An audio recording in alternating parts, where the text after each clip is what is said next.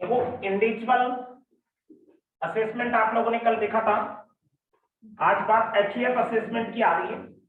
Income tax में करदाता अलग अलग टाइप के होते हैं टैक्स पे करने वाले, जिनमें एक अकेला व्यक्ति टैक्स देता है खुद की इनकम पे, वो इंडिविजुअल असेसमेंट है। जब हम पारिवारिक व्यापार करते हैं, एचयूएफ आप लोग बीएसटी में और में कहीं पढ़ी भी होंगे ना topic, Hindu undivided family, Hindu अविभाजित परिवार। इसका मतलब होता है आप परिवार के रूप में अगर कोई व्यापार कर रहे हो खास तौर पे, तो उससे होने वाली इनकम पे, परिवार की कोई प्रॉपर्टी है उसके बारे में कोई इनकम पे, तो जब आपको टैक्स देना हो पारिवारिक संपत्ति पे, पारिवारिक व्यापार पे, पारिवारिक कोई कैपिटल गेन पे, पारिवारिक कोई भी अदर सोर्स की इनकम पे, तो ये हेड लगेगा एचयूएफ का। एचयूएफ एक इंडिया में ही चलने वाला तरीका है, हिंदू अनडिवाइडेड फैमिली, इंडिया के अलावा वर्ल्ड के कोई भी देश में नॉर्मली नहीं। इन हिंदू में या ऐसे मान सकते हो इंडियन कल्चर में ऐसा सिस्टम रहता है कि इंडिया में जॉइंट फैमिली है। बहुत सारे जगहों पे हम देखते हैं जॉइंट फैमिली है, दादा ताऊ चाचा सब लोग हम एक ही फैमिली में साथ में रह लेते हैं। और बिजनेस भी क्या होता है अपना जॉइंट ही होता है, उसी पे चाचा बैठ रहे हैं, उसी पे फादर बैठ रहे हैं, उसी पे दादा बैठ रहे हैं।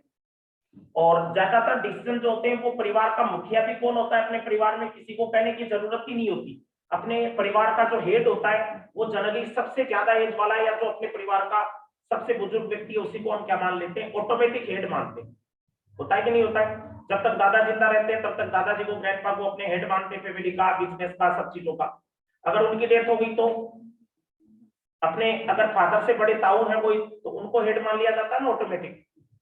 तो ये सिस्टम इंडिया की कल्चर का एक पार्ट बन गया।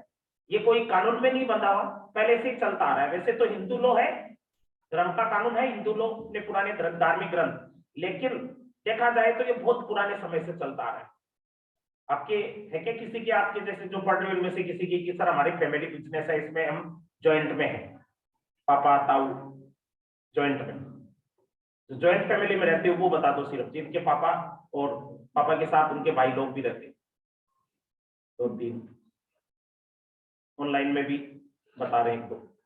तो जॉइंट फैमिली में रहना भी आजकल तो देखो धीरे धीरे कम होता जा रहा है, हम लोग ज्यादा कुछ मॉडर्न होते जा रहे हैं ना, तो जॉइंट फैमिली अपने को थोड़ा सा कम सूट होता है। लेकिन ये पुराने जमाने के लोगों को देखे तो वहां तो दादा लोग और दादा के भाई लोग भी कई बार ऐसा होता है कि उसी हवेली में रह रहे हैं। तो ये कल्चर जो है पुराने जमाने की वैसे अच्छी थी, उसमें क्या बिजनेस का भी एक जने पे टेंशन नहीं रहता था। आजकल तो आदमी स्ट्रेस में इसीलिए तो जल्दी आता है, पहले एक जना बिजनेस में काम कर रहा है, उसको कोई दिक्कत आ रही है तो उसका छोटा भाई, उसका बेटा, वो सारी उसी में क्या करते रहते थे, मदद करते रहते थे। अब भी होता है, हम पारिवारिक बिजनेस होता है, दुकान पे सीजन होती है तो हम लोग भी क्या होता है, लड़के लोग लड़कियां लोग दुकान पे जाके पापा की मदद करते हो ना, काम कर दिया या मदद कर दिया, कुछ ना कुछ अपना जो तरीका है उससे हेल्प कर दी। नहीं करते हो आजकल, पानी का ग्लास ही नहीं उठाते वाले आपसे दुखी है, खुशी नहीं है वो लोग, आप सोचो कि खुश है वो लोग, कोई बात नहीं। लेकिन ये पारिवारिक जो बिजनेस है एचयूएफ, ये व्यापार करने का भी तरीका है, फैमिली को चलाने का भी तरीका है। परिवार भी इसी से चलता है, बिजनेस भी बंद के चलता है। मैं कोचिंग चला रहा हूँ तो मेरे फादर आज भी बराबर आते हैं कोचिंग के अंदर, पहले छोटा भाई जब जॉब नहीं करता था वो भी मेरे पास बराबर आता था। तो ये एक क्या है, ज्वाइंट फैमिली का ही तो तरीका है कि हम लोग जहाँ पे भी रहे भी एक साथ, और बिजनेस भी करें तो बिजनेस भी क्या करें एक साथ। तो एचयूएफ जो है वो परिवार का एक तरीका है, और इसको इनकम टैक्स अलग करदाता मानता है, कानून की नजर में अलग नहीं है। कानून में तो आपने सुना होगा तो कंपनी एसएससी को अलग माना जाता है, कंपनी एक आर्टिफिशियल पर्सन होती है, सुना ना, शेयर होल्डर से अलग। बाकी एचयूएफ को, पार्टनरशिप को, इनको अलग अस्तित्व ही नहीं मानता कानून, कानून की नजर में अलग नहीं है। लेकिन इनकम टैक्स का कानून अलग मानता है। इनकम टैक्स का कानून कहता है कि सर इंडिविजुअल अलग है और एचयूएफ क्या है, अलग है। हिंदू अनडिवाइडेड फैमिली अलग है, एचयूएफ अलग। तो इस एचयूएफ की इनकम पे जो टैक्स दिया जाएगा वो इस हेड में आप लोगों को इस पे टॉपिक में आज वाले पे बताओ कि अगर आपका कोई पारिवारिक बिजनेस है तो उस पे टैक्स कौन दे दे। ये भी तो दिक्कत होती होगी ना, आपके बिजनेस में आपके दादाजी भी बैठ रहे हैं, ताऊ जी भी बैठ रहे हैं, पापा भी बैठ रहे हैं, चाचा भी बैठ रहे हैं, आप भी बैठ रहे हो, 5-6 जने बैठ रहे हो, तो वो है किसका बिजनेस, आपको कोई पूछे, कई बार होता ना हम पूछ लेते हैं या बात चलती है परिवार में कि बिजनेस है किसका, तो हमारे पापा क्या बोलते हैं कि अपना तो पहले से चलता आ रहा है, दादाजी भी बैठ रहे थे, अब अपन भी बैठ रहे हैं, अब तुम लोग भी बैठ रहे हो। मीन जॉइंट में है अपना बिजनेस, अकेले पापा का भी नहीं है, अकेले ताऊ जी का भी नहीं है, दादाजी का भी नहीं है, सबका है।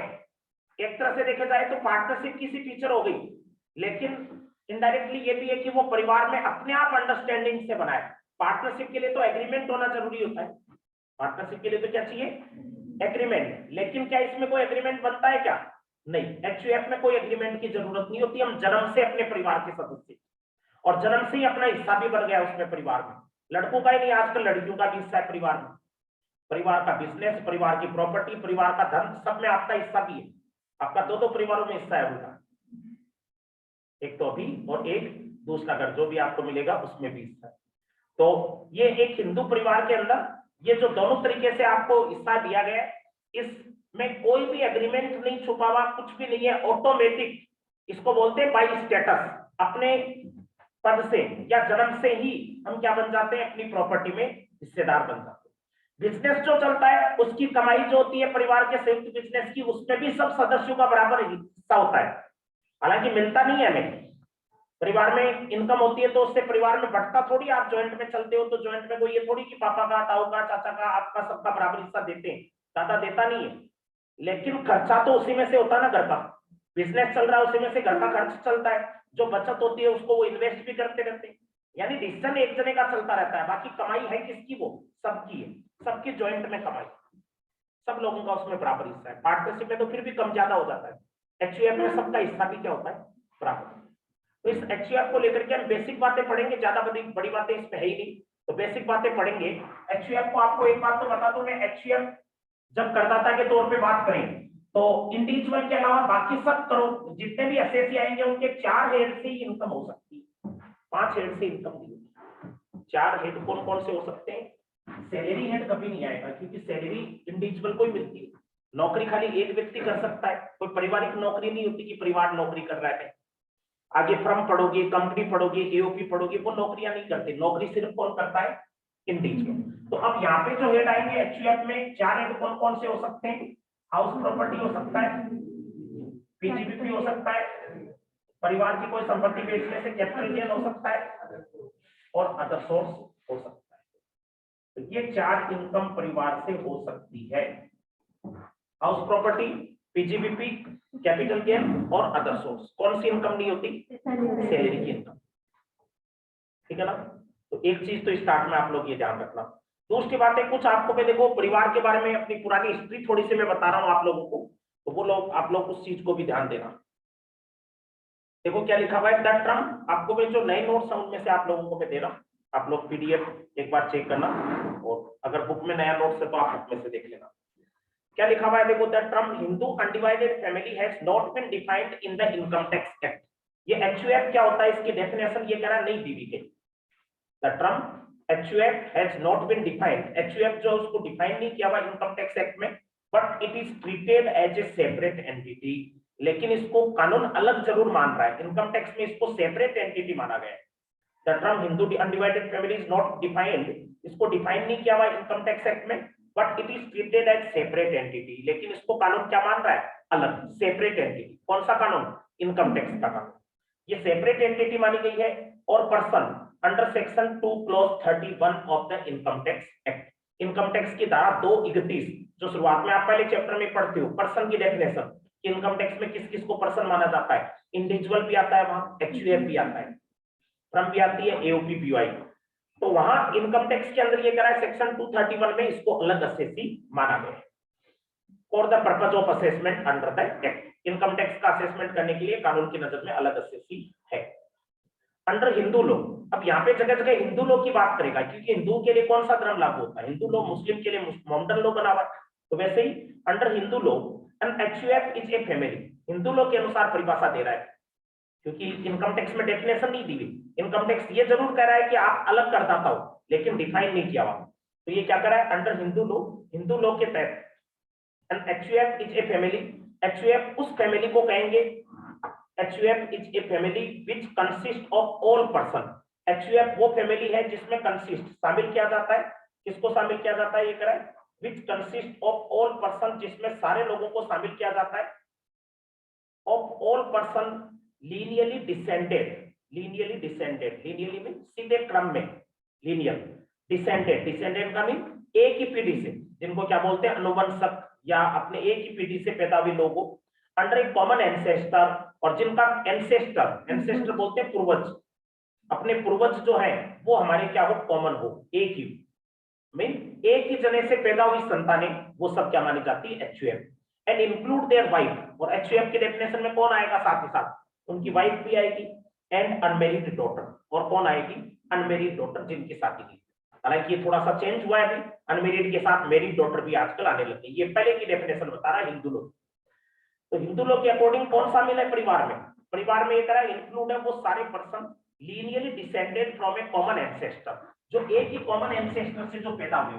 जैसे मान लो एक्स कोई व्यक्ति है, उसके 2 संतान हुई, वाई और जेड, वाई के 3 संतान हुई, ए बी और सी, जेड के 2 संतान हुई, डी और ई।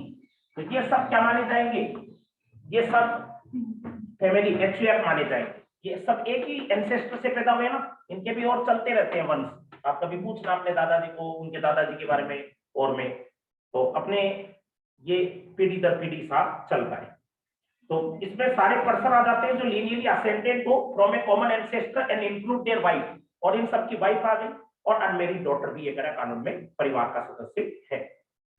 And HUF can't be created under a contract, लेकिन एक खास बात क्या कराइए, HUF कॉन्ट्रैक्ट से नहीं बनता। परिवार में क्या आप कॉन्ट्रैक्ट से किसी को जोड़ सकते हो, आपको कि सर आप हमारे फैमिली से जुड़ जाओ, आप कमाने वाले व्यक्ति, पापा के साथ में एक अग्रीमेंट करा देती हूँ कि आप आज से मेरे भाई हैं, तो क्या ऐसे हो जाएगा? हाँ, धर्म भाई बन सकते हैं, लेकिन कानून की नजर में उसको क्या नहीं माना जाएगा, फैमिली में शामिल नहीं माना जाता, कानून धर्म के भाई को नहीं मानता, तो इसको क्या नहीं कह सकते हम, कॉन्ट्रैक्ट। कॉन्ट्रैक्ट से परिवार में किसी को जोड़ नहीं सकते।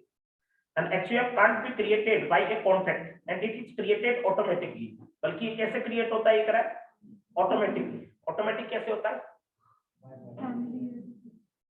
बर्थ, जन्म लेने से। हाँ, अंबानी के परिवार में जन्म ले लिया तो वो अंबानी परिवार का क्या हो गया, उन्हीं का सदस्य हो गया ना, उनके परिवार का सदस्य हो गया। अब चाहे वो कितना कमाऊ हो नहीं हो, लेकिन क्या मिलेगा उसको, अपने दादा की प्रॉपर्टी में हिस्सा मिलेगा। मुकेश अंबानी उनका बेटा, आकाश अंबानी उनके भी एक बेटा हुआ, तो वो बेटा पैदा होती है अरबपति, हो गया ना, क्योंकि अब उसके फादर के पास कितने पैसे हम सोच ही नहीं सकते, रोज बदलते हैं, उनके अरबों के अंदर प्रॉपर्टी तो कम ज्यादा होती रहती, तो उनका पोता अपने आप ही क्या हो गया, स्टार्ट से अरबपति। तो ये नसीबों की बात है भाई, उनको पढ़ने की जरूरत ही नहीं है। आगे देखिए, Hindu joint family consist of 2 type of member. Hindu family के अंदर ये कह रहा है 2 प्रकार के मेंबर हो सकते हैं। कौन कौन से, एक को पार्टनर, सदस्य, जैसे अपने पार्टनरशिप में जो मेंबर होते हैं उनको पार्टनर बोलते हैं ना, वैसे ही हिंदू परिवार में जो सदस्य होते हैं सारे जो काम करने वाले एक्टिव मेंबर, उनको बोला जाता है copartner. The lineal male descendant of a person up to 3rd generation of such person are known as copartner. The lineal male descendant, lineal male descendant, पुराने कानून की बात कर रहा हूँ, आजकल फीमेल का नीचे लास्ट में बोल देगा कि उनको भी शामिल कर दिया, लेकिन पुराना हिंदू कानून आपको पता हो तो उसमें मेल मेंबर को ही क्या माना गया है, परिवार का सदस्य। तो लीनियल, लीनियल का भी आनुवंशिक, जो अपने एक ही वंश के लोग, आनुवंशिक मेल डिसेंडेंट, जो मेल पीढ़ी है, कितने तक ऑफ ए पर्सन, एक व्यक्ति की मेल पीढ़ी अप टू 3rd जनरेशन, कितनी जनरेशन तक, 3rd जनरेशन तक, आर नॉन एज को-पार्टनर। तो उन्हें क्या कहा जा सकता है, को-पार्टनर। ये कितनी जनरेशन हो गई भाई, ये हो गई क्या 3rd, यानी ये फर्स्ट, ये कौन सी हो गई, 2nd, और ये कौन सी हो गई, 3rd। तो इसमें भी इसका भी कोई भाई वगैरह हो सकता है, एक्स का भी कोई छोटा बड़ा भाई हो, कई बार होता है ना, दादा का भाई, फिर पापा के भाई, और फिर हमारे खुद के भाई, तो 3 जनरेशन हो गए। तो ये कह रहा है कि 3rd जनरेशन तक जो मेंबर होते हैं ना, मेल मेंबर, उनको क्या माना जाता है, copartner. Copartner acquire on birth ownership in ancestral property of such ascendant. थोड़ी थोड़ी लैंग्वेज जैसे आपको टिपिकल सी लगेगी, ये बीएसटी का सा टॉपिक मैंने डाल दिया। ठीक है, को-पार्टनर जो होते हैं ना, ये सदस्य, मान लो ये सब मेल मेंबर है, क्या इमेजिन कर लो, ये सब मेल है, तो मेल मेंबर जो इनको ये कह रहा है बाई बर्थ, जन्म होते ही को-पार्टनर अक्वायर ऑन बर्थ, जन्म होते ही इनको क्या मिल जाती है, ओनरशिप, स्वामित्व मिल जाता है, किसमें, इन द एंसेस्ट्रल प्रॉपर्टी, जो भी इनके पूर्वजों की प्रॉपर्टी है, उस प्रॉपर्टी में इनको जन्म से क्या मिल जाता है, ये कह रहा है उनका हिस्सा तय हो जाता है, क्योंकि जन्म से इनको प्रॉपर्टी में हिस्सा मिल जाएगा। तो on birth ownership in the ancestral property of such ascendant, and have a right to claim for partition of such property at any time. और साथ ही साथ इनको ये भी राइट रहता है क्या चीज का, कि वो क्लेम कर सकते हैं, क्या क्लेम कर सकते हैं, पार्टीशन, बंटवारे का भी दावा कर सकते हैं। कभी भी इनको जरूरत लगे तब ये प्रॉपर्टी का बंटवारा, कई बार ऐसा होता है अपने कोई विवाद हो गया और कुछ हो गया तो हम प्रॉपर्टी का अपने क्या मांग सकते हैं, बंटवारा भी मांग सकते हैं। तो बंटवारा करेंगे तो वो अलग अलग परिवार बन जाएंगे और अदरवाइज अपने क्या रहेंगे, सेम एक ही फैमिली के मेंबर। कई बार होता है बंटवारा होगा तो पहले तो दो का होगा ना बंटवारा, वाई और जेड दो के अलग अलग हिस्से बन जाएंगे, फिर इसके बाद में अपने इनके वाई के फिर 3 टुकड़े हो सकते हैं अगर वाई के बेटे बाद में कल को बंटवारे की डिमांड करे तो। फिर आगे क्या लिखा हुआ है, हाउएवर वैलिड फ्रॉम 9 सितंबर 2005, 9 सितंबर 2005 से, due to amendment in Hindu succession act. 2005 से करा क्या हुआ, अमेंडमेंट। किसमें अमेंडमेंट हुआ, हिंदू सक्सेशन एक्ट, हिंदू जो अपने उत्तराधिकार अधिनियम बना हुआ है कानून हिंदू के उत्तराधिकार के लिए, उसमें एक अमेंडमेंट कर दिया गया। द डॉटर ऑफ ए को-पार्टनर, और आजकल जो सदस्य हैं ये सब सदस्य हैं परिवार के, इनकी डॉटर मीन कोई फीमेल मेंबर भी अगर है परिवार के अंदर of a copartner shall by birth become a copartner, उसको भी जन्म से क्या माना जाएगा, को-पार्टनर माना जाएगा in the on right in the same manner, उसी तरीके से एज इज सन, जैसे बेटा है उसी तरीके से बेटी का भी एक बराबर हक कर दिया गया है। 9 सितंबर 2005 से अमेंडमेंट करके, पहले मेल मेंबर को, या पुराने कानूनों में और में कहीं पढ़े होगी तो मेल मेंबर को ही माना जाता था को-पार्टनर, मीन वही हिस्सा मांग सकता था। अब कौन मांग सकता है, फीमेल मेंबर भी मांग सकती है। Hence the daughter can also ask for partition, इसलिए डॉटर जो है वो भी पार्टीशन के लिए डिमांड कर सकती है, बेटी भी पार्टीशन की डिमांड कर सकती है। बेटी शादीशुदा हो तो भी मांग कर सकती है, मैरिड हो या अनमेरिड, वो दोनों तरीके से डिमांड कर सकती है। ये ध्यान रखना, क्वेश्चन कई बार पूछा आता है कि daughter can demand partition in the property of actual when, तब तो क्या जवाब दोगे, सुन ले, ध्यान दीजिए, नियत नहीं है। डॉटर कब मांग सकती है हिस्सा, शादी हो गई तब, या शादी के पहले, या शादी के बाद, या हमेशा, हाँ कभी भी मांग सकती है। इवन ये कानून एक देर से लागू किया गया था, मीन 9 सितंबर 2005 को जब ये कानून लागू हुआ, हो सकता है आपके बुआ का जन्म तो पहले का हो, आपका भी पहले का, ये 2005 के तो है ना। हाँ, तो आप लोग भी हिस्सा मांग सकते हो अपने पापा की प्रॉपर्टी में, फादर की प्रॉपर्टी में, दादा की प्रॉपर्टी में, आपका भी इंडिपेंडेंस है। लेकिन ये इंडिया की एक कल्चर है कि जनरली लड़कियां हिस्सा नहीं मांगती, लड़के लोग बहुत जल्दी मांगते हैं, थोड़े से बड़े हो जाए सीधा पापा को ये बोलते हैं मेरी प्रॉपर्टी में हिस्सा मेरे को दे दो, बाद में आप जानो आपका काम। लेकिन कानून बनने के बावजूद भी इंडिया में जब कानून बना था इसका आपको नहीं पता विरोध खूब हुआ था, ये कहा गया था कि ये हिंदू परिवार की परंपरा को तोड़ने वाला है, ये है वो है, बहुत सारे लोगों ने विरोध भी किया था, इवन लड़कियों ने भी, महिलाओं ने भी काफी विरोध किया था। लेकिन विरोध अपनी जगह, सब कुछ होते हुए भी सोचो आज भी मेरे हिसाब से कोई मुश्किल से 2-4-5% महिलाएं होगी जो अपने परिवार की प्रॉपर्टी में हिस्सा मांगती, बाकी नहीं मांगती। बाकी वो बढ़ता है अपना, मतलब अपना हिस्सा वो एक तरह से किसको दे रही है, अपने भाइयों को ही सेक्रीफाइस हो जाता है, वो खुद हिस्सा नहीं लेगी। 3 भाई और मान लो 1 बहन है तो वो बहन का हिस्सा किस में बढ़ जाएगा, भाइयों में बढ़ जाएगा। और वो इसलिए ताकि उसका पीयर से नाता बना रहे, क्योंकि अगर जिस दिन हिस्सा मांग लिया भाई लोग उसको क्या कर देंगे, अलग ही कर देंगे आजकल, क्योंकि वो जमाना भी रहा, पहले वाली लोगों की थिंकिंग नहीं थी। तो ये भी है, और भी कई सारे कारण रहते हैं, वो नहीं लेती हिस्सा, तो ये एक बड़ी बात है। लेकिन कानून की नजर में आज क्या है, बुआ बेटी सबका बराबर हिस्सा है। तो प्रॉपर्टी में हिस्सा मीन आपका बिजनेस में हिस्सा है, आपका परिवार में हिस्सा, आप सब में हिस्सेदार हो, जब भी बंटवारा हो आपका बराबर हिस्सा बनता है। अदर मेंबर्स में कौन आते हैं, देखो such member include wife of male member of his family, family के अंदर मेल मेंबर जो होता है ना उनकी वाइफ भी आती है, एंड अदर मेल मेंबर, और दूसरे मेल मेंबर भी आ सकते हैं, window of deceased mail member of A members, window of deceased male member. जैसे कई बार ऐसा भी होता है परिवार के अंदर को-पार्टनर में, तो आपने क्या पढ़ा कौन आते हैं, जैसे आपके एक ही पीढ़ी से जिन जिन संतानों का जन्म हुआ है, या तो वो बेटा होगा या फिर बेटी होगी, या तो पोता होगा या फिर पोती होगी, उन लोगों को क्या माना जा सकता है, इसके अंदर परिवार की संपत्ति में हिस्सा माना जा सकता है। आजकल मैंने आपको बोला डॉटर का भी हिस्सा है, तो इनमें ए बी सी जरूरी नहीं है, ये मेल हो सकता है तो ये क्या हो सकती है, फीमेल हो सकती है, तो फीमेल का भी हिस्सा इसके अंदर है। लेकिन अगर मान लो कोई मेल है, जैसे वाई मेल है, इसकी वाइफ है डब्लू, डब्लू को भूल गए आजकल, तो वाई की वाइफ कौन है? डब्ल्यू। तो ये डब्ल्यू कह रही है कि मेरे को हिस्सा अलग दे दो मेरा। क्या ये अलग हिस्सा ले सकती है क्या? एक्स की वाई, एक्स का बेटा है वाई और वाई की वाइफ है कौन? डब्ल्यू। ये कह रही है कि आप अपने बेटे को अलग हिस्सा दे दो और मुझे अलग हिस्सा दे दो। क्या दो हिस्से मिलेंगे क्या इनको? एक ही मिलेगा। एक ही मिलेगा क्या? मतलब जो हिस्सा वाई का है उसी को डब्ल्यू का माना जा सकता है। वाई और उसकी वाइफ को अलग अलग दो हिस्से नहीं मिलेंगे। तो ये कोपार्टनर मानेंगे या केवल मेंबर है? डब्ल्यू ओनली मेंबर है, परिवार के मेंबर तो ही। बेटे की बहू परिवार के सदस्य है, बट वो लेकिन क्या नहीं कर सकती? अलग से अपना हिस्सा नहीं मांग सकती। हाँ, अगर उसके हस्बैंड की डेथ होगी तो, वाइफ की डेथ होगी तो उसको फिर क्या मिलेगा? अलग से हिस्सा, लाभ में हिस्सा, वो सब मांग सकती। ठीक है ना? और भी कोई परिवार के अंदर सदस्य हो सकता है, लेकिन जिनको भी हिस्सा नहीं मिलता ना, उन सबको अदर मेंबर में डालते हैं। और भी बहुत सारे हो सकते हैं, कोई भतीजा अपने पास रह रहा है, कोई भांजा रह रहा है, कोई दूसरा व्यक्ति, और कोई जैसे जो परिवार के अंदर अपने साथ रह रहा हो, दूर का कोई रिश्तेदार, नाते रिश्तेदार होते हैं ना, कई बार अपनी फैमिली में रहते हैं, तो वो हिस्सा नहीं मांग सकते। तो जिनको हिस्सा नहीं मिलता वो सारे क्या कहलाएंगे? Other member. और जिनको हिस्सा मिलता है वो क्या कहलाएंगे? कोपार्टनर। ठीक है,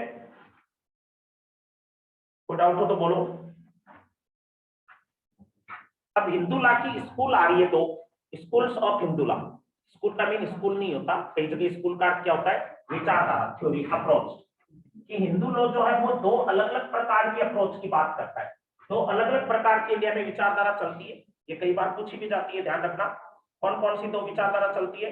एक तो दया भागा और एक मिताक्षरा। सुना है क्या आप लोगों ने? हाँ सुना है। बड़ा सा तो अंतर भी बता दो। मिताक्षरा और दया भागा, ये दो परंपराएं अपने हिंदू धर्म के अंदर दो अलग अलग परंपराओं को माना जाता है। मिताक्षरा और दूसरी दया भागा। तो दोनों में फर्क बताओ फिर।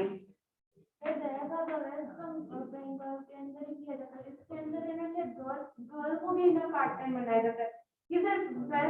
असम में नहीं माना जाता, कहीं पर ही नहीं माना जाता, और उसके अंदर केवल बॉय एक मतलब पार्टनर, मतलब कि ये बात हाँ काफी हद तक सही है। बैठो बैठो। इसमें दया भागा की जो अप्रोच है ना, वो इंडिया में खाली दो ही जगह प्रचलित है, एक वेस्ट बंगाल और दूसरा असम। और बाकी पूरा इंडिया जो वो कौन सी अप्रोच को काम में लेता है? मिताक्षरा की अप्रोच को काम में लेता है। तो वो अपने थोड़ा, लेकिन फर्क अलग टाइप का आपको मैं बताऊं। देखो, दया भागा हो चाहे मिताक्षरा हो, कानून अब सबके लिए एक है पूरे इंडिया में। तो महिला और पुरुष वाला तो अंतर नहीं रहा कि लड़का भी हिस्सा मांग सकता है, लड़की भी हिस्सा मांग सकती है, वो तो फर्क नहीं है। लेकिन अपने बाकी इंडिया में क्या है? देखो, मिताक्षरा अप्रोच चलती है और दया भागा कहाँ होता है आपको? वेस्ट बंगाल और असम। तो फर्क ये है, मिताक्षरा में अपने बाकी इंडिया के अंदर हम क्या करते हैं? फादर के जिंदा रहते हुए भी प्रॉपर्टी में हिस्सा मांग सकते हैं। मीन जन्म से ही हमारा हिस्सा है, अब जन्म से हिस्सा है तो हम फादर के जिंदा रहते हुए भी प्रॉपर्टी में हिस्सा मांग सकते हैं। मांगते हैं कई बार लोग, फादर जिंदा है तो भी प्रॉपर्टी में हिस्सा मांग लिया, अलग हो गए, सेपरेट हो गए, पार्टीशन कर दिया, होता ना। लेकिन दया भागा वाली अप्रोच ज्यादा बढ़िया है। वहां क्या होता है? आपका अपने पेरेंट्स की प्रॉपर्टी में तब तक हिस्सा नहीं है जब तक आपके फादर की, मतलब पेरेंट्स की डेथ नहीं होता। फिर डेथ होने के बाद ही आपको हिस्सा मिलेगा। वहां ये मीन आपकी डेथ फादर की नहीं हुई तो आपको हिस्सा नहीं मिलेगा। आप तब तक, आपका खुद का कुछ नहीं है, ऐसे मान लो। होने को है लेकिन डेथ होने तक आपका कोई इंटरेस्ट नहीं है परिवार की प्रॉपर्टी। और बाकी इंडिया में क्या चलता है? डेथ होने के पहले भी हिस्सा मांग लेते हैं लोग। ये कोई जरूरी नहीं है फादर जिंदा है, दादा जिंदा है तो भी कई बार होता है कि पोता अपना हिस्सा अलग ले रहा है, अलग कर रहा है, सब कुछ वो चलता है इंडिया के। तो मिताक्षरा और दया भागा ये दो अप्रोच है। तो आपको पहले तो इनको जगह के हिसाब से ध्यान रखना है कि कौन सी अप्रोच कहाँ प्रचलित है। देखो आपको बता रहा हूं इसमें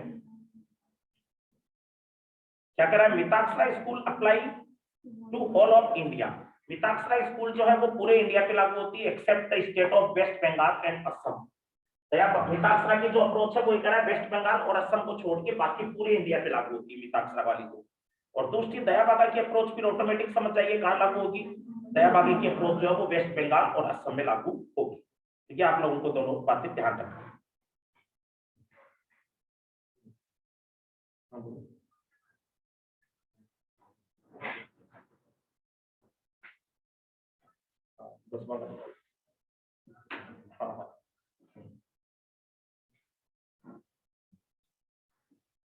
हाँ तो देखिए आगे इन दोनों में डिफरेंस भी क्या है वो भी आप लोगों को दिया हुआ है। देखो, दोनों का डिफरेंस।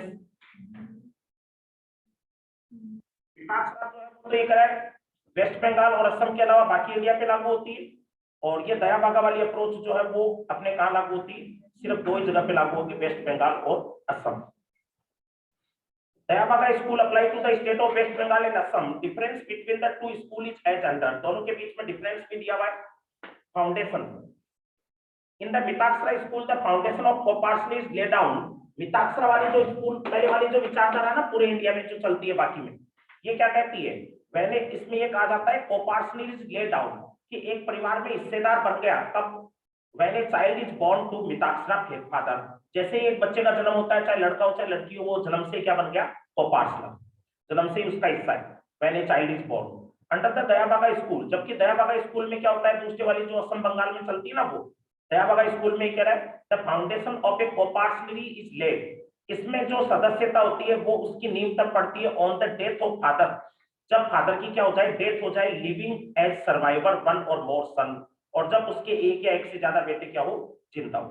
तो एक या एक से ज्यादा बेटे जब जिंदा है और खुद अपने क्या हो गई, फादर की डेथ हो गई। तो मिताक्षरा में तो जन्म से ही आपको पार्टनर हो, जबकि दया भागा में आपका हिस्सा कब लेने का अधिकार, आपको फादर की डेथ होने के बाद।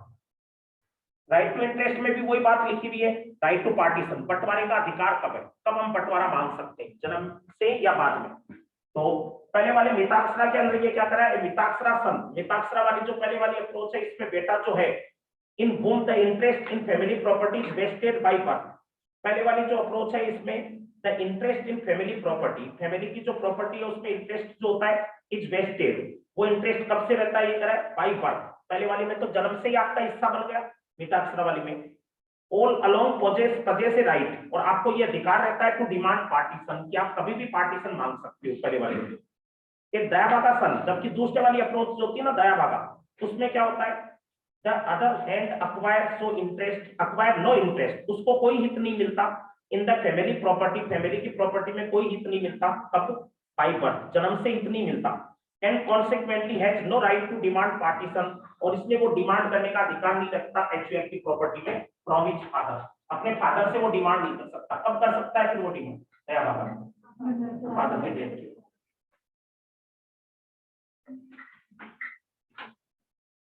ये तो वैसे दोनों में डिफरेंस हुआ।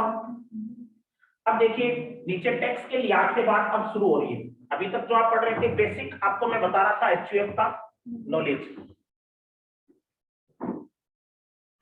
हालांकि आपको मैं बता दूं, हिंदू लॉ की कंसेप्ट खाली हिंदू धर्म में ही नहीं, इंडिया में क्या है, इसको मुस्लिम धर्म में भी एज इट इज काम में लिया जाता है, सिख लोग भी काम में लेते हैं, जैन लोग भी काम में लेते हैं। इंडिया क्योंकि एक अलग अलग कल्चर का एक समूह है, आपको पता है, इंडिया के अंदर ये नाम हिंदू धर्म से चल रहा है, लेकिन इसके अंतर्गत मुस्लिम धर्म में भी ऐसे आपको व्यापार मिल जाएंगे जो जॉइंट फैमिली में चलते हैं। अब देखो इसको टैक्स के नजरिए से हम बात करते हैं। टैक्स के नजरिए से क्या करा है, HUF can earn from all head of income except salary. HUF को सारे हेड से इनकम हो सकती है, सिवाय कौन से हेड को छोड़ के, करें सैलरी। सैलरी से अब आगे कोई भी आदमी नहीं आएगा, आपका सैलरी हेड से प्रिंट छूट गया, इंडिविजुअल तक ही था, लेकिन ऐसे मत छोड़ सोचो। और जो अब जोर किस पे आ जाएगा, पीजीवीपी पे, तो पीजीवीपी है क्या, हाँ, तो वो सोच लो। तो सैलरी हेड से इनकम नहीं होगी, हाउस प्रॉपर्टी से परिवार को इनकम हो सकती है, बिजनेस से हो सकती है, कैपिटल गेन और अदर सोर्स। और उसके नियम अब अलग नहीं है, वही नियम है जो आपने पढ़ चुके हैं चारों हेड के, उनके कुछ भी आपको अलग से पढ़ाई अब नहीं आएगी।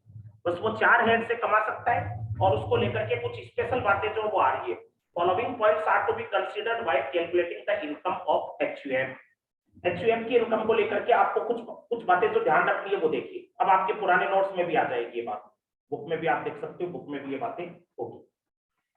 पहला पॉइंट क्या रहा है, देखिए अब आप लोग, if any investment has been made in the name of family member, अगर कोई इन्वेस्टमेंट किया गया है, किसके नाम से किया गया है, फैमिली मेंबर के नाम से, बाई एचयूएफ। एचयूएफ से कोई इन्वेस्टमेंट किया गया है और परिवार के सदस्य के नाम किया गया है, तो इनकम जो होगी इन्वेस्टमेंट से will be taxable in the head of HUF. तो उससे होने वाली इनकम पे टैक्स कौन देगा, ये करें एचयूएफ देगा।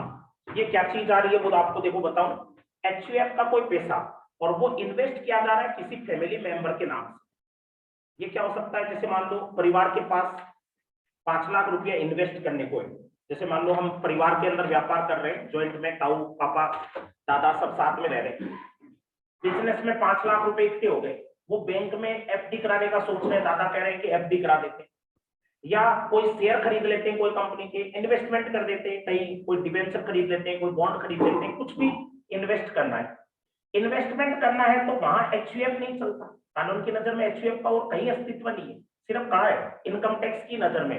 तो आपको वो शेयर खरीदना हो चाहे एफडी खरीदनी हो, किसके नाम से बनवानी होगी? एचयूएफ के नाम से नहीं बनेगी। आप बैंक वालों को जाके ये नहीं कर सकते कि ये पैसे तो मेरे दादाजी के साथ में परिवार चलाते हैं पूरा, उसके बैंक वाले नहीं जानते पूरे फैमिली को। बैंक वाले कहेंगे एक आदमी का नाम बताओ, आप पूरे परिवार का नाम बताओगे ना कि मेरे दादा के पैसे हैं, पापा के हैं, ताऊ के, चाचा के, मेरे हैं, मेरे भाई के, छोटे बहन के, सबके। बैंक वाले कंफ्यूज हो जाएंगे, बता देंगे वो कहेंगे एक आदमी के नाम से बनाएंगे एफडी। आपने अब आप दादा को पूछोगे तो दादा क्या बोलेंगे कि भाई अपने में से किसी एक आदमी के नाम से बनाने हैं पैसे। तो वो जैसे मान लो आपके नाम बना दिए बैंक में एफडी, अब वो वैसे देखा जाए तो आपका आप हो गया ना, आपको सोचाओगे 5 लाख मेरे नाम से, लेकिन उससे होने वाली इनकम और वो रियल में पैसे भी किसके नाम से निकले? परिवार के पैसे। इन्वेस्टमेंट किसी परिवार के एक सदस्य के नाम से, चाहे वो परिवार का हेड हो, चाहे परिवार का वो कोई करता हो, तो उससे होने वाली इनकम, एफडी का ब्याज, एफडी हो चाहे डिवेंचर हो चाहे शेयर हो, उससे जो भी इनकम होगी उस पर टैक्स कौन देगा? आप दोगे या आपका परिवार देगा? परिवार देगा, आप नहीं दोगे, क्योंकि आपको ब्याज मिलेगा वो कौन लेंगे? आपके दादा ही ले जाएंगे। आपके खाते में जैसे पैसे आएंगे, दादा बोलेंगे ब्याज आ गया बेटा ला, आपसे वो ले लेंगे, आपको नहीं देंगे ना। या वापस एफडी पूरी हो गई, पैसे निकलेंगे तो वो कौन लेंगे? आप रखोगे या आपके दादाजी ले लेंगे आपसे? ले लेंगे ना। मीन आपका कुछ नहीं है, बस आपका तो नाम इस्तेमाल हुआ है। If any investment has been made in the name of any family member, अगर कोई एचयूएफ ने इन्वेस्टमेंट किया है, परिवार का पैसा इन्वेस्ट हो रहा है, किसके नाम से इन्वेस्ट हो रहा है? इंडिविजुअल के नाम से, किसी सदस्य के नाम से, तो भी उसकी परिवार की इनकम है, उसके होने वाली इनकम पे टैक्स कौन देगा? परिवार। जैसे मान लो परिवार के पैसे से हमने कोई दुकान खरीदी, परिवार के पैसे से कोई फ्लैट खरीदा, उसको किराए पे दे दिया, किराए की इनकम होगी, फ्लैट आपके नाम है, अकेले का नाम, लेकिन वो परिवार के पैसे से खरीदा ना, तो उस पे परिवार को इनकम पे टैक्स देना पड़ेगा। मीन वो फ्लैट किसका माना जाएगा? परिवार का ही माना जाएगा। सेकंड पॉइंट देखिए, if any member of HUF, कि अगर एचयूएफ का कोई member becomes MD of a company, अगर एचयूएफ का कोई मेंबर जो है वो ये करे क्या बन जाए? एमडी बन जाए। If any member of HUF become the MD of a company, अगर वो कोई कंपनी का एमडी बन जाता है, in which HUF made investment, जिसमें एचयूएफ ने इन्वेस्टमेंट किया था, then remuneration received by MD, तो एमडी को जो रेम्यूनरेशन मिलेगा वो टैक्सेबल होगा उस मेंबर के हाथों, एज इट इज अर्न, क्योंकि ये उसने कमाया bye personal skill and labour, क्योंकि ये उसकी खुद की निजी मेहनत है। मान लो कोई कंपनी में आपने इन्वेस्टमेंट कर दिया परिवार के पैसे का, करोड़ों रुपए इन्वेस्ट कर दिए, और आप कंपनी में बड़े शेयर होल्डर बन गए, कंपनी में आप अच्छी मेहनत कर रहे हो, आपका परफॉर्मेंस अच्छा, आप सीएसओ, आपके पास अच्छा नॉलेज है, थोड़े दिनों बाद में कंपनी आपको एमडी बना देती है। शुरू में डायरेक्टर बनाया होगा, बाद में आपको क्या बना दिया? एमडी। तो डायरेक्टर या एमडी रहते हुए आपको सैलरी भी मिलेगी ना कंपनी से, रेम्यूनरेशन भी मिलेगा, तो वो अब परिवार को दे दोगे या खुद रखोगे? अब वो पैसा वो तो खुद ही रखोगे, परिवार को क्यों दोगे? दादा को क्या बोलोगे आप कि देख दादा, जहां तक बात कायदे की थी, आपने पैसा लगाया, कंपनी में पैसा लगा हुआ है, उससे जो इनकम हो रही है, डिविडेंड की हो रही हो चाहे इंटरेस्ट की, वो दादाजी आपको मिल रही है। अब मैं मेहनत कर रहा हूँ, मैं नौकरी करता हूँ पूरे दिन, नौकरी कौन कर रहे हो? आप कर रहे हो, नौकरी परिवार नहीं कर रहा, परिवार के तो ये हेड ही नहीं होता। दादा को ये बोलो कि आपके सैलरी हेड होता है, दादाजी क्या बोलेंगे? नहीं होता बेटा, 4 हेड ही होते हैं।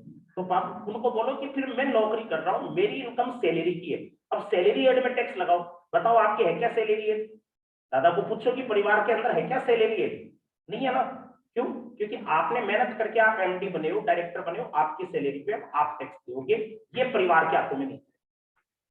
समझे क्या बात? क्या नहीं समझे? परिवार का पैसा इन्वेस्ट हुआ आपके नाम से, उस पर तो टैक्स कौन देगा? परिवार देगा। लेकिन कल को कोई कंपनी में आप एमडी बन गए, डायरेक्टर बन गए, तो उसको सैलरी रेम्यूनरेशन जो मिलेगा वो सैलरी हेड में जाएगा, और उस पर टैक्स कौन देगा? फिर उस पर आप ही दोगे, आप इंडिविजुअल के तौर पे दोगे, ना कि कौन देगा? क्यों नहीं दिया? परिवार ने। हाँ, क्योंकि पहली बात तो दादाजी को ये धमका सकते हो कि सैलरी हेड आपकी है ही नहीं, आप टैक्स कैसे दोगे बताओ। दूसरी बात, दादाजी बोल रहे हैं कि नहीं मैं दे दूंगा, मैं सैलरी हेड पे भी दे दूंगा, आप उनको क्या कहो कि मेहनत मेरी है, कानून भी साफ साफ मना करता है कि अगर आप एमडी बन गए या मैनेजर बन गए तो कंपनी की इनकम, ब्याज की भी तो परिवार देते रहो, ब्याज पे उस पे डिविडेंड पे, लेकिन जो सैलरी की इनकम है उस पे आपको इंडिविजुअल को टैक्स देना है। तीसरी बात, अगर कोई रेम्यूनरेशन पे किया जाता है परिवार के द्वारा टू द कर्ता और family member, then it will be allowed as expenses to HUF, from की जगह एचयूएफ कर लेना। तीसरा पॉइंट लास्ट में एचयूएफ लिख लेना फ्रॉम की जगह। कई बार क्या होता है, जैसे परिवार में सभी सदस्य एक जैसी मेहनत नहीं करते, कोई सदस्य ज्यादा काम करता है तो उसको हो सकता है परिवार अलग से सैलरी देने लग जाए। परिवार सैलरी दे रहा है या कंपनी नहीं। जैसे मान लो आपके पारिवारिक बिजनेस है, आपके दादा बैठते, चाचा बैठते और पापा बैठते और आप भी बैठते, लेकिन पूरे दिन की ड्यूटी खास तौर पे आपके दादा पे है या आपके पापा पे। अब आपके पापा क्या बोलते हैं कि देखो काम तो मैं करता हूँ, वैसे तो बिजनेस परिवार का है, ये देखो हर परिवार की घटना है, अपने बंटवारे में ज्यादा विरोध, ज्यादा आपस में असंतोष होता है। कई बार आप देखते हो हर परिवार में आपको ये लगता है कि बंटवारा जब हुआ तो दुकान तो हमारे पापा की जमाई हुई थी, हमारे पापा बैठे थे पूरे और हिस्सा बराबर का ले गया, चाचा को भी हिस्सा दे दिया, ये हो गया वो हो गया। कई बार होता है ऐसी चीज, छोटा बड़ा बराबर, क्योंकि कानून की नजर में क्या है, आप जब तक बंटवारा करते हो ना तब तक परिवार की हर संपत्ति में बराबर हिस्सा होगा सब, चाहे कोई आदमी कितना ही निकम्मा हो आपका परिवार का, तो भी उसको बराबर हिस्सा मिलेगा। अब आप कहते हो कि सर मेरे पापा ने ज्यादा काम किया, तो भी बराबर हिस्सा ही होता है। लेकिन कई जगह फिर इसके लिए क्या करते हैं कई लोग, परिवार के बिजनेस में अगर कोई व्यक्ति ज्यादा काम करता है उसको सैलरी का सिस्टम करे, कि जैसे आपके पापा ज्यादा काम करते हैं, महीने की उनको क्या मिल रही है, परिवार से दादा से सैलरी मिलती है, या दादाजी खुद करता है, वो ज्यादा काम करते हैं, वो खुद को ही सैलरी दे रहे हैं, तो वो परिवार के खर्चे के रूप में दिखा सकते हो। परिवार के तो खर्चा ही हो गया ना, कि परिवार महीने से जो भी कमा रहा है बिजनेस में, उसमें से 20,000 50,000 किसको सैलरी दे रहे हैं, परिवार के कोई भी सदस्य को जो एक्टिव काम कर रहा है, चाहे वो करता ही क्यों, वो परिवार के खर्चे के तौर पर एक तरह मान सकते हैं। If any remuneration has been paid, अगर कोई भी रेम्यूनरेशन पे किया गया एचयूएफ के द्वारा टू द कर्ता, किसको चुकाया गया, कर्ता को या और कोई फैमिली मेंबर को रेम्यूनरेशन दिया जा रहा है, कौन दे रहा है, फैमिली दे रहा है, किसको दे रहा है, कर्ता को या परिवार के सदस्य को, तो वो खर्चे के तौर पे अलाउड है, किसके खर्चे के तौर पे, एचयूएफ। एचयूएफ की इनकम में से वो कम हो गया, उतना खर्चा हो गया, उतना चुकता हो गया। फिर चौथा point, share of profit of HUF is equal. HUF में जो हिस्सा होता है ना सबका, वो ये करा क्या होता है, सबका हिस्सा बराबर होता है। ऑल पार्टनर ऑल मेंबर, सारे सदस्यों का हिस्सा, चाहे कोई व्यक्ति, जैसे कई बार होता है पापा लोग हमको डांटते हैं कि कुछ काम नहीं करता, ये नहीं करता, तो भी आप पापा को क्या कह सकते हो कि मेरा भी बराबर हिस्सा है, मत देना थप्पड़ पड़ जाएगी। लेकिन वो कानून क्या कहता है, आपको बराबर का हिस्सा है। मीन अगर कोई परिवार में 5 भाई हैं तो 5 को बराबर मिलता है ना, चाहे वो एक जना बिल्कुल काम नहीं करता हो या कोई आदमी ज्यादा काम करता हो, सबका इक्वल। पार्टनरशिप में तो क्या होता है, कम ज्यादा हिस्सा होता है, लेकिन एचयूएफ में क्या होता है, सबका मेंबर का इक्वल शेयर होता है। And it will B exempted in the hand of member, और सदस्यों के लिए वो इनकम टैक्स फ्री होगी। जैसे मान लो कोई परिवार ने 5 लाख रुपए कमाए, 10 लाख कमाए मान लो, अब 10 लाख रुपए कमाए, उसमें 10 लाख रुपए पे लाख रुपया 1.5 लाख रुपया टैक्स जो बना, टैक्स वैसे ही निकलेगा, आपको मैं बताऊंगा अभी। कल इंडिविजुअल के लिए स्लेब लग रही थी, आज एचयूएफ के लिए भी स्लेब ही लगेगी, तो वो टैक्स निकाला और मान लो वो 1,70,000 का टैक्स आया, 1,70,000 का टैक्स परिवार ने दे दिया 10 लाख की इनकम में से, बाकी इनकम बच गई लगभग 8 लाख। 8 लाख को मान लो 4 बेटे हैं, चारों में बराबर हिस्सा बंटना है, 2-2 लाख। हालांकि जनरली परिवार में बांटने की बजाय जो करता होता है ना खुद के पास ही रख लेता है, जेब में खर्च वही करता है परिवार के लिए।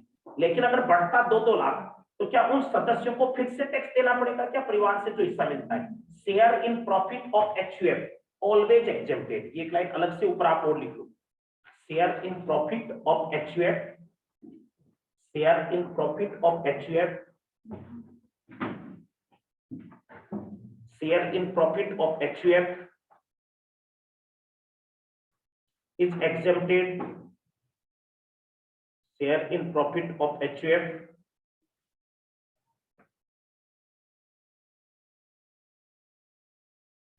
share in profit of HUF is exempted for members, exempted for members। जो प्रॉफिट में हिस्सा मिलेगा वो सभी सदस्यों के लिए क्या हो जाएगा, एग्जेम्प्टेड हो जाएगा। ठीक है,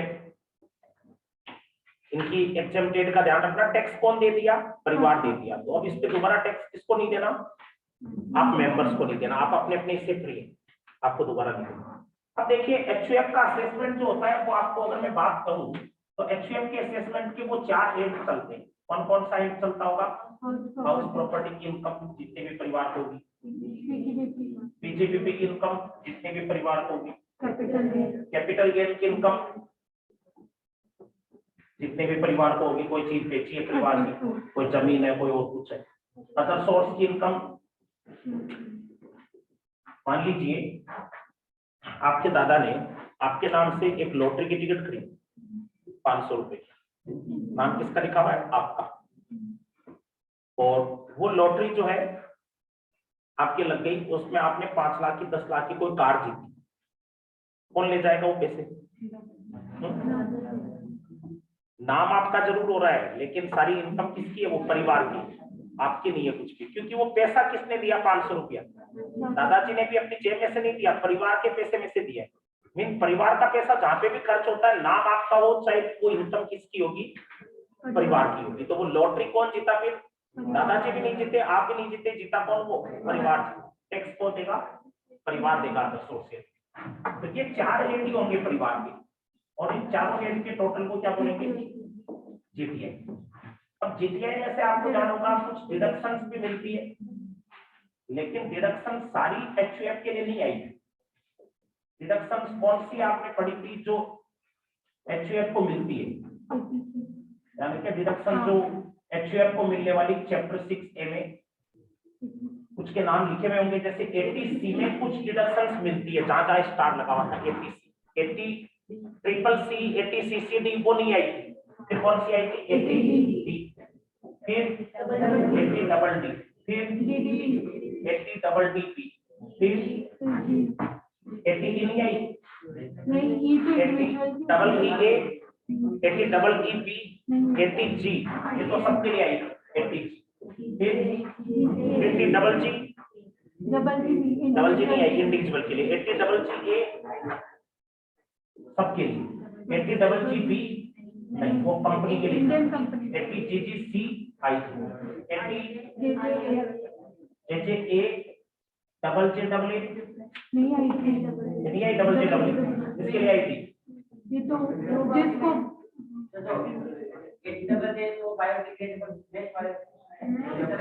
एम्प्लॉयमेंट ऑफ न्यू वर्कमैन,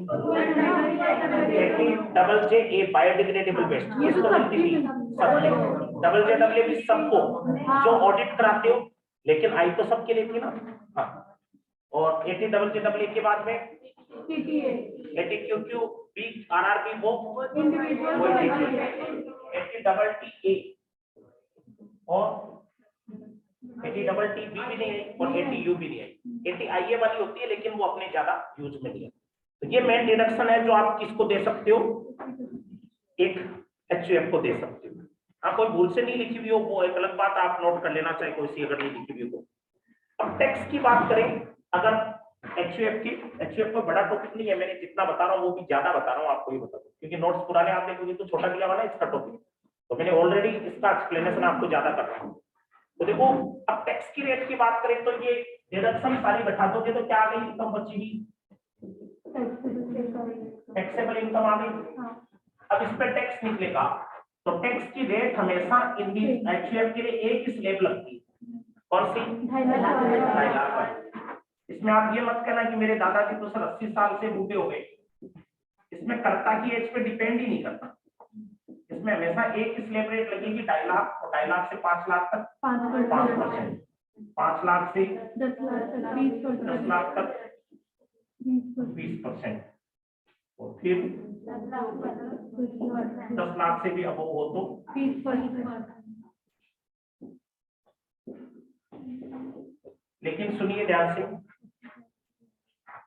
कर्ता की एज से कोई लेना देना नहीं है। आपके दादाजी चाहे 100 प्लस हो गए हो, है ना, स्लेब हमेशा कौन सी लगानी है? 2.5 लाख वाली। परिवार कभी भी बुजुर्ग नहीं माना जाता, ठीक है ना, परिवार को हमेशा, परिवार में तो सब एज के सदस्य हो सकते हैं। दूसरी बात, इसमें भी वो लफड़ा रहेगा 80BAC, 115 बीएससी 115 बीएससी ऑप्शन कल आया था, वो इंडिविजुअल के लिए और एचयूएफ दोनों के लिए आया था ना, याद होगा। तो परिवार के लिए भी वो ऑप्शन है कि अगर आप चाहो तो वो 2.5 लाख की टुकड़े वाली पोस्ट ले काम में ले सकते हो। शुरू के 2.5 लाख नहीं, अगले 2.5 लाख 5, फिर अगले 2.5 लाख 10, फिर 15, 20, 25, 30। लेकिन उसको लेने के लिए बहुत सेक्रीफाइस भी करने पड़ेंगे जो लिखे नहीं होंगे।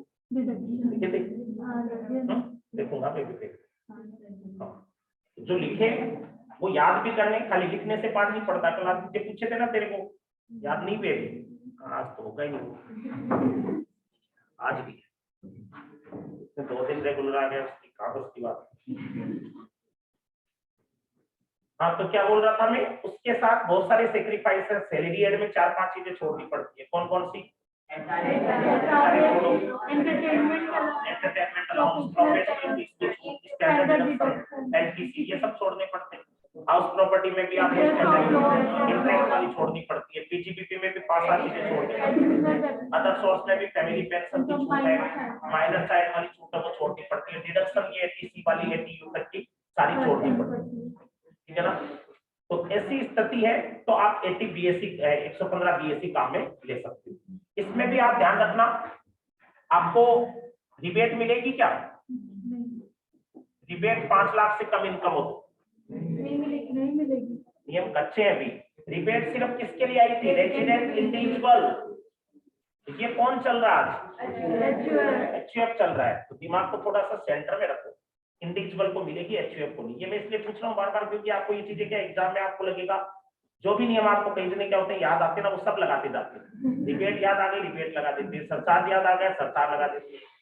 तो वो ऐसे मत करो हर कोई चीज। रिबेट किसको मिलती है? सिर्फ इंडिविजुअल। सेस जरूर लगेगा 4%, सेस जरूर लगेगा, है ना। और 2.5 लाख की स्लैब का फायदा अगर खाली एलटीसीजी और हो तो वो देना है। जैसे सिर्फ एलटीसीजी है किसी परिवार के 4 लाख का, तो एलटीसीजी में से 2.5 लाख किसमें चले जाएगा? मिनिमम एग्जेम्पशन दे देंगे, और बाकी 1.5 लाख पे टैक्स लगेगा। फिर 5 वो जो एलटीसीजी का फीस लगता है, जैसे उसमें देते थे ना इंडिविजुअल में, वैसे ही 2.5 लाख के स्लैब का फायदा किसमें देना है? इसमें। सेम एग्रीकल्चर इनकम का भी नियम वैसा ही है। कल याद है कि एग्रीकल्चर इनकम में क्या किया था? पहले other income plus agriculture income जोड़ के टैक्स, फिर दूसरे स्टेट में एग्रीकल्चर प्लस एग्रीकल्चर का टोटल टैक्स फिर घटाया था। तो वही सारा नियम सेम लग जाएगा। सेस के अलावा कल सरचार्ज का भी परसों बताया होगा, उसका भी वही सेम नियम। सरचार्ज 50 लाख तक तो लगता नहीं है, 50 लाख से ऊपर 1 करोड़ तक 10%, 1 करोड़ से 2 करोड़ तक 15%, 2 करोड़ से 5 करोड़ तक 25%, 5 करोड़ से भी ज्यादा वही सरचार्ज का नियम। और क्या बताऊं आपको, हो गया बस एचयूएफ का सिस्टम। इसकी एक्सरसाइज भी देख लो, फिर हो गया।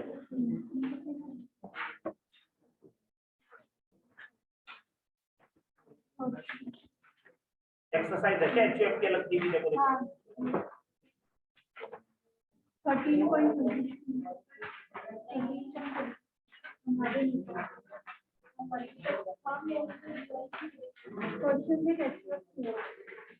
एचयूएफ का 13वां टॉपिक है, उसमें ये टॉपिक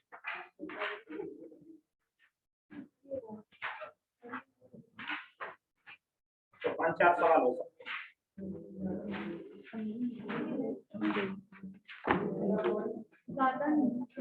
देखो 13वें चैप्टर की एक्सरसाइज देखिए। 13 चैप्टर में पहला क्वेश्चन है, मुरली को 1 लाख रुपया मिला फ्रॉम द एचयूएफ। मुरली को 1 लाख रुपया उसके परिवार से मिला, of which he is a को-पार्टनर, जिसका वो सदस्य है, उससे उसको लाभ में हिस्सा मिला होगा। The HUF consist of 4 को-पार्टनर।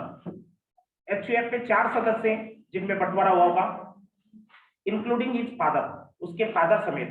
Who is the karta of HUF, वो कौन है? फादर, उसके परिवार के कर्ता। Amount paid by way of debit to the capital account, और ये 1 लाख रुपए जो मुरली को मिले उसके कैपिटल खाते में डेबिट हो गए। Is the amount of receipt chargeable to tax, क्या इस रकम पे मुरली टैक्स देगा? देगा। मुरली को परिवार में से जो लाभ में हिस्सा मिलता है वो फ्री होता है। अब इसका आंसर ही मत देखा करो। अभी नियम क्या लिखवाया था आपको? Share in profit from HUF is exempted, नहीं आया था? प्रॉफिट में हिस्सा जो होगा परिवार से वो क्या होगा? एग्जेम्प्टेड होगा। सी, इट इज एग्जेम्प्टेड। ये एग्जेम्प्टेड दो। परिवार के लाभों में जो हिस्सा होता है वो क्या करना है, exempted. Relation of HUF arise from, HUF का संबंध किससे बनता है भाई, स्टेटस से। आपका कोई परिवार में जन्म होना जरूरी नहीं है, जन्म होना जरूरी है, एग्रीमेंट करना जरूरी है।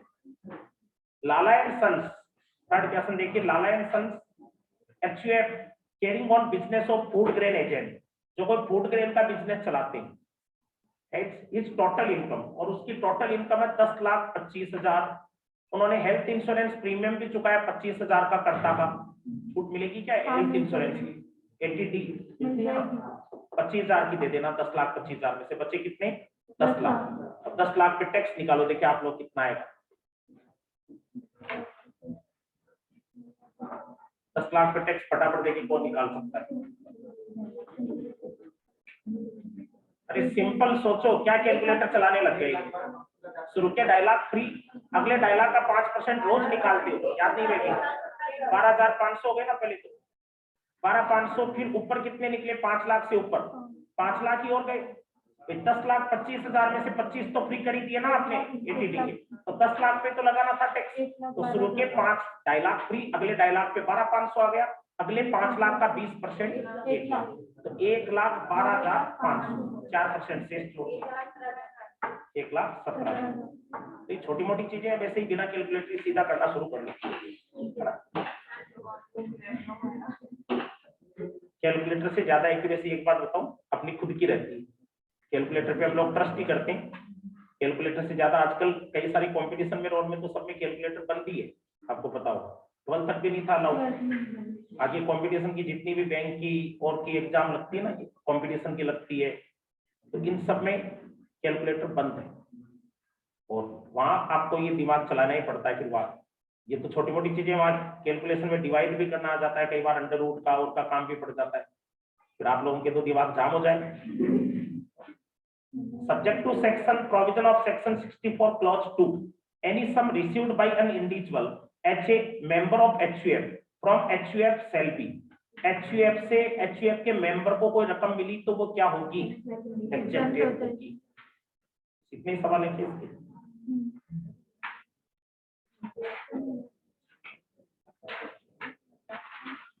हाँ एक देखो, अब आप लोगों को मैं कुछ कैपिटल गेन के अंदर वो जो बात थी वो बताऊं क्या, कैपिटल गेन वाली एक्सरसाइज निकालना, फिर कुछ क्वेश्चन जिसमें वो डायलॉग की स्लेब का फायदा कैसे दिया वो मैं बताता हूँ आपको।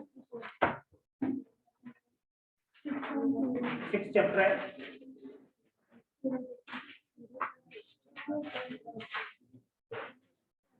इस चैप्टर में आपको कुछ इंडिविजुअल के क्वेश्चन जो कल वाली कंसेप्ट पे बेस पे वो आपको मैं थोड़ी बता रहा हूँ।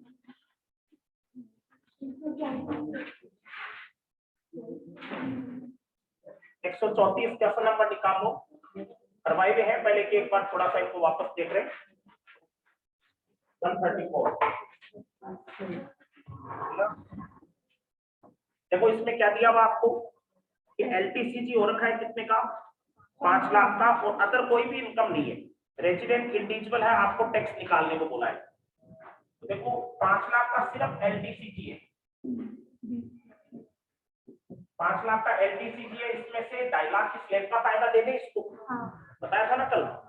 आप देखो लेकिन नॉर्मल सिटीजन है या सीनियर, तो 2.5 लाख का फायदा दे दिया तो कितनी इनकम बच गई, 2.5 लाख की बच गई।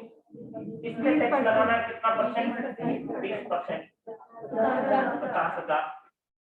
रिपेड देने के साथ रिपेड तो देंगे, 4 लाख की तो थी ना इसकी इनकम, 5 लाख की, तो पूरे 5 लाख की मिलती है रिपेड, 12,500 की रिपेड दे देंगे। कितने बचे, 37,500, अब शेष जोड़ दो, 4%, 1500, टोटल 39,000। और ठीक है, कोई सवाल देखो, देखिए इसमें ये काम में लियो डायलॉग है,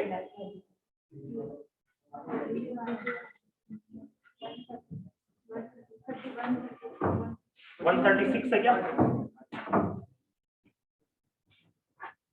135 भी तो है ना, कर लो ठीक है, ये तो नॉन रेजिडेंट है, नॉन रेजिडेंट है, 5 लाख की इनकम हुई है, इसको मत देना वो 2.5 लाख की स्लैब का फायदा, कल मना किया था आपको। 135 में एलटीसीजी हुआ है 5 लाख का, और कुछ भी इनकम नहीं है, लेकिन ये नॉन रेजिडेंट है तो इसको भगा दो, इसको मत देना फायदा, इस पे पूरा 20% टैक्स लगाओ, 1 लाख। नॉन रेजिडेंट को सुनो रिबेट भी नहीं देती, वो रेजिडेंट इंडिविजुअल को ही देते हैं, तो सेस जोड़ दो सीधा 4,000, कितना आ गया 1 लाख। तो देखो कितना फर्क आ गया, रेजिडेंट था वही सेम सवाल में तो 39,000 का टैक्स आया, और नॉन रेजिडेंट होते ही टैक्स 1,04,000 का। ठीक है, नेक्स्ट देखिए 135, कंप्यूट द टैक्स लायबिलिटी 6 देख रहे हैं 36, इसका टैक्स लायबिलिटी पूछा है, रेजिडेंट इंडिविजुअल है कोई, वो इज हैविंग इनकम, जिसकी इनकम जो रखी है शॉर्ट टर्म कैपिटल गेन से 5 लाख हुई है, जो इक्विटी शेयर को ट्रांसफर करने से हुई है स्टॉक एक्सचेंज पे, जहां पे एसटीटी चुकाया गया है, और कोई अदर इनकम नहीं है, तो इसका क्या करें बोलो। एसटीसीजी ये कौन सा वाला हो गया, 111 एक का हो गया, 15% की टैक्स लगेगी, लेकिन इसमें से भी फायदा देवे क्या, एसटीसीजी अंडर सेक्शन 111A कितने का हुआ है 5 लाख, इसमें से भी 2.5 लाख भी कर दो, तो कितने बचे 2.5 लाख, कितना परसेंट टैक्स लगेगा 15, कितना टैक्स आ गया 37,500, रिबेट भी देवे क्या, एक कौन सी इनकम थी जिसमें से रिबेट के लिए मना किया था, 112 किसकी होती है, हाँ, उसमें अलग से 1 लाख की रिबेट मिल जाती है, आपको पता होगा वो 1 लाख की पहले ही कम हो जाती, इसमें से दे दो 12,500, 25,000 प्लस शेष जोड़ 4% शेष जोड़ोगे 26,000 का टैक्स आता है। ये 5 लाख की इनकम में से 2.5 लाख की स्लैब का फायदा इसमें भी दिया है, और कोई 137, इसमें भी टैक्स लायबिलिटी पूछी है, रेजिडेंट इंडिविजुअल की जिसकी इनकम होगी एसटीसीजी से 2 लाख, ये भी कोई शेयर ट्रांसफर करने से हुई है, लॉन्ग टर्म कैपिटल गेन हुआ है 3 लाख का लैंड को बेचने से, और कोई अदर इनकम नहीं है। 137 में देखो एलटीसीजी हुआ है 3 लाख का, और एसटीसीजी हुआ है कितने का 111 वाला शेयर बेचने से 2 लाख का, और कोई इनकम है ही नहीं 5 लाख की, बस यही। अब इसमें भी 2.5 लाख का फायदा देवे, लेकिन कौन सी वाली में से देवे, एलटीसीजी में से देवे या एसटीसीजी में से। एलटीसीजी आपको पता है इस पे 20% टैक्स लगता है, और एसटीसीजी पे 15 ही लगता है, तो कौन सी में से देना सही रहेगा, इसमें से दे दो 2.5 लाख का, तो ये इनकम तो कितनी बची 50,000, इस पे 20% टैक्स लग जाएगा 10,000, इस 2 लाख पे पूरी पे टैक्स लगाओ 15%, 30,000। एलटीसीजी में से 2.5 लाख का फायदा दे दिया, एसटीसीजी पे नहीं दिया, तो 10 और 30 40,000, रिबेट घटा लो, नॉन रेजिडेंट तो नहीं है कहीं, 12,500 की रिबेट, 27,500, अब 4% शेष जोड़, टोटल 28,600। उस टाइम आपको पढ़ाया था ये चैप्टर बहुत हार्ड लग रहा था आपको, जानो तो लास्ट वाले क्वेश्चन वजह क्या थी, कोई चीज के रूल नहीं पता होते तो हार्ड लगता है, अब आपको वो रूल एकदम दिमाग में क्लियर हो गया, तो आपको ये चीजें क्या लग रही है कि भी ठीक है इसमें से ऐसे फायदा देना है। और कोई भी है क्या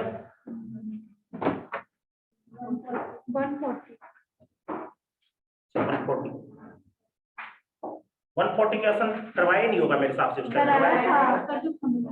when share of A listed company है, बता दोगे प्रेमी,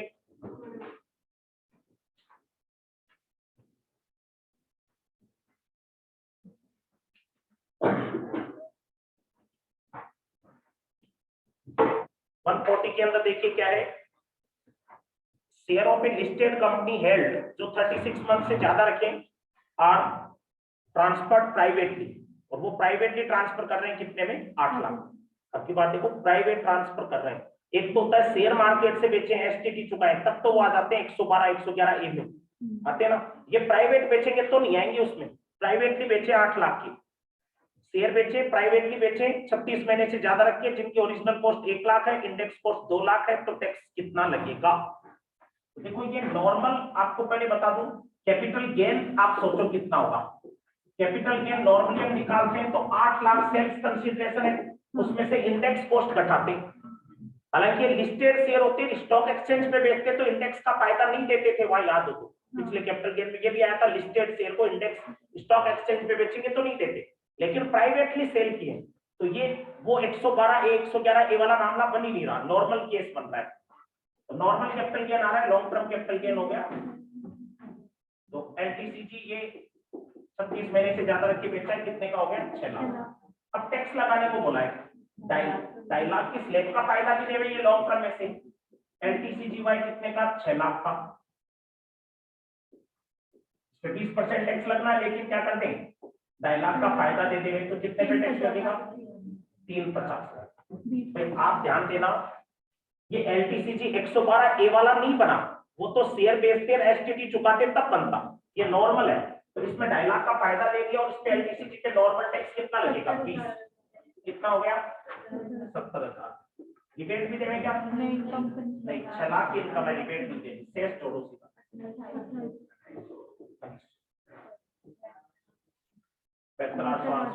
बहुत ही रेयर केस में आता है किसी का इसमें आंसर।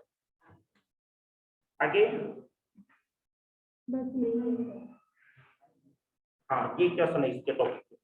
अब एक देखो लास्ट में, अभी टाइम नहीं हुआ तो अभी लास्ट में आपको एग्जाम में आए हुए क्वेश्चन भी देखते ना हमेशा टॉपिक के, तो एग्जाम में आए हुए क्वेश्चन आप लोग निकालो, आपके एक्सरसाइज वापस डाल दो ग्रुप में, अगर नहीं है तो आपके पास डिलीट तो कर ही देते हो।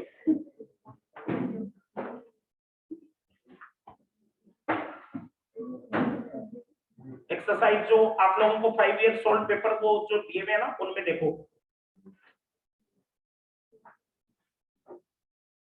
उसमें आप 430 पेज लास्ट में से पहुंच जाओ, पहले जून 21 वाला पेपर बता देता हूं मैं। उसमें इंडिविजुअल और एचयूएफ दोनों का देख लो, कोई मिले तो।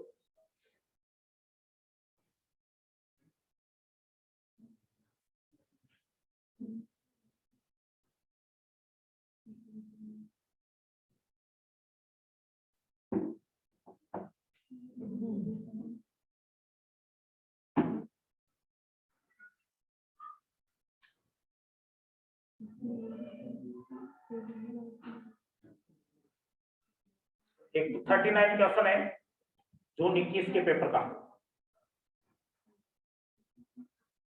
जून 21 के पेपर का।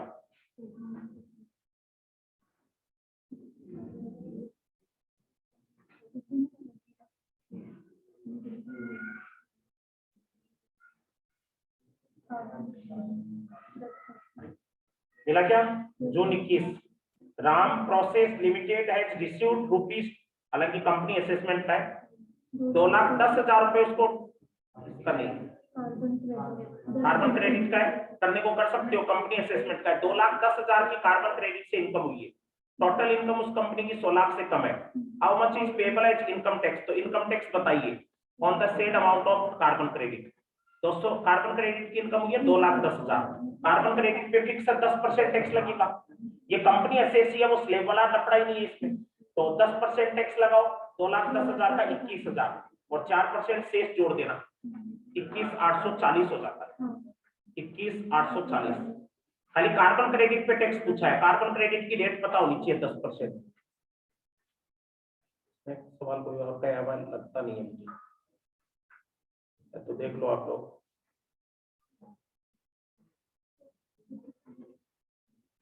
पिछले पेपर में कोई आया हुआ दिख रहा हो तो, एक दिसंबर 20 का भी देखो, दिसंबर 20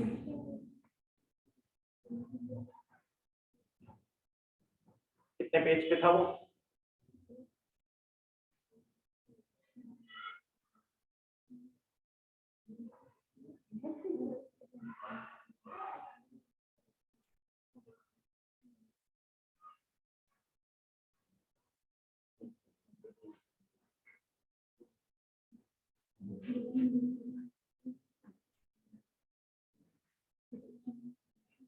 नहीं आया वो, उस पे मजे हो गया आपके।